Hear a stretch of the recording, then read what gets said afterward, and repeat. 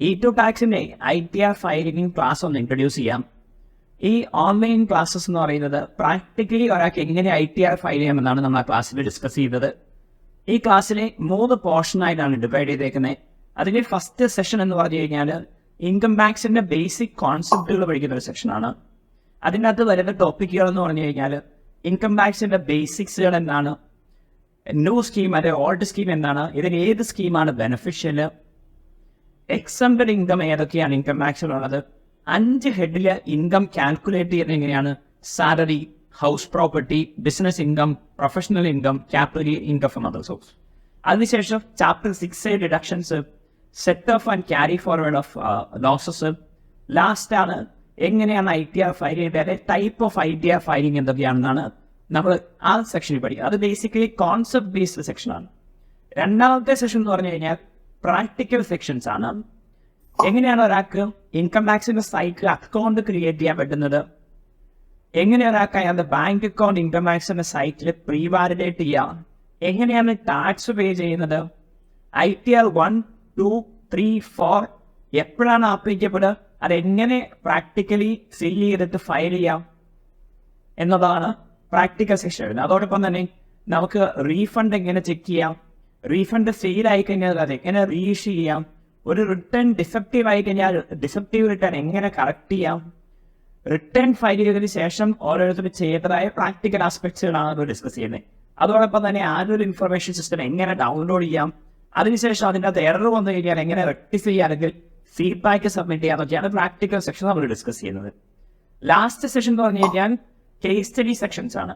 അതായത് ഒരാൾക്ക് salary മാത്രമുണ്ടെങ്കിൽ salary return filing എന്തൊക്കെ കാര്യങ്ങൾ അറിഞ്ഞിരിക്കണം, പിന്നെ 44AD ചെറിയ ബിസിനസ് ചെയ്യുന്ന ആൾക്കാരെ സംബന്ധിച്ച് 44ADയിൽ എന്തൊക്കെയാണ് അറിഞ്ഞിരിക്കേണ്ട കാര്യങ്ങൾ എന്നാണ്.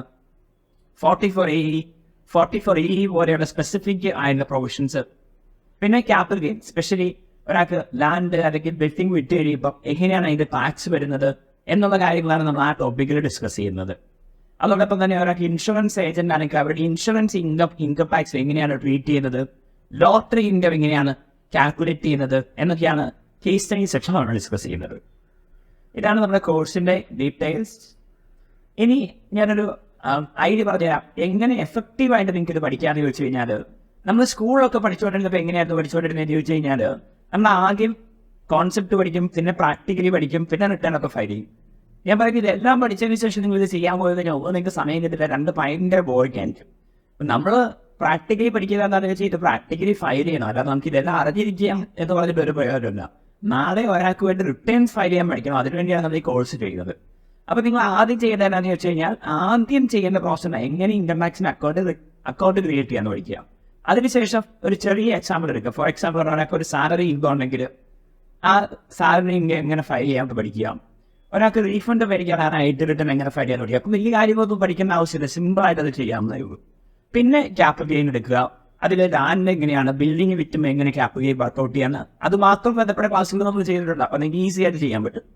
അപ്പോൾ അങ്ങനെ ഓരോന്ന് പഠിച്ചിട്ടാണ് നമ്മളൊരു പെർഫെക്ഷൻ അല്ലെങ്കിൽ ഡീറ്റെയിൽ ആയിട്ട് പഠിക്കുന്നത്. അപ്പോൾ ആ ഒരു വേയിൽ അപ്രോച്ച് ചെയ്ത് കഴിഞ്ഞാൽ സ്റ്റഡീസ് ഈസി ആയിരിക്കും, ഇൻട്രസ്റ്റിംഗ് ആയിരിക്കും.